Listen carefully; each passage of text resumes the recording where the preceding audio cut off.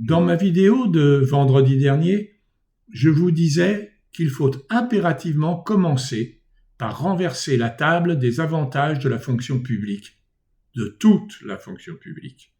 Et je vous citais même l'exemple du maire de Cannes qui est parvenu à faire des économies suffisantes pour ne plus augmenter les impôts. Celle-ci est parvenue en France et au niveau de l'Europe aussi à se créer un véritable fonds de commerce à l'insu et au détriment des travailleurs et créateurs de richesses en France et en Europe.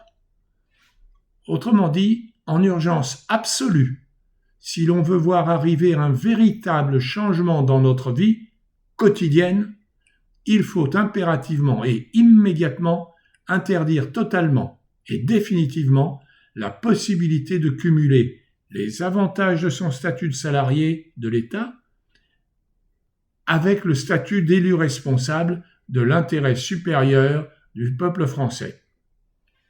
Quel que soit ce statut du salarié, de l'élu et des technocrates. Alors je pose la question, ça voudrait donc dire tout simplement qu'un ancien énarque ne peut plus être élu. Son passage dans l'ENA l'oblige à n'être qu'un serviteur de l'État et non plus un profiteur de son carnet d'adresses, qui lui permettrait, éventuellement bien sûr, de devenir un profiteur. Quelques exemples. Premièrement, aux USA, au Canada, au Royaume-Uni, en Irlande, un fonctionnaire est obligé de démissionner de la fonction publique s'il veut pouvoir se présenter à un mandat législatif. Avez-vous le sentiment que les habitants de notre pays ont un meilleur train de vie que le leur ?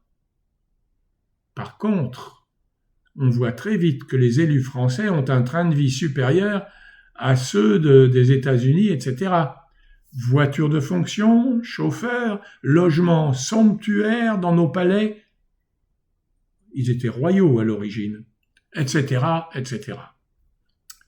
Deuxièmement, en 2022, l'Assemblée nationale comptait parmi ses élus 40% de députés étaient issus du secteur public, quand la fonction publique ne représente qu'environ 20% des emplois français. Il y a un problème. Tandis que 5% seulement étaient des chefs d'entreprise. Là, c'est un peu épais, non ? Et vous vous étonnez de l'état catastrophique actuel de la France ? Troisièmement, au Sénat, il y a 348 élus. Devinez, 50% étaient élus, chiffre 2015, du secteur public, dont 91 étaient issus, encore une fois, de l'éducation nationale. Et vous leur faites encore confiance quand vous entendez leur chef vous dire que ça va s'arranger ? Serait-il possible d'expliquer au peuple français comment ils se sont votés certains avantages, le cumul de leur retraite par exemple ? Revenons à celui qui fut président et demandait à connaître son revenu mensuel et ses origines.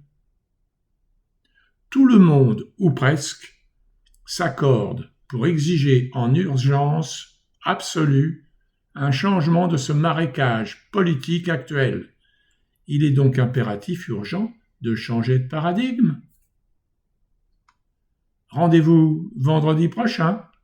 Je crois que j'aurai d'autres petites pépites à vous proposer, pas inintéressantes du tout d'ailleurs.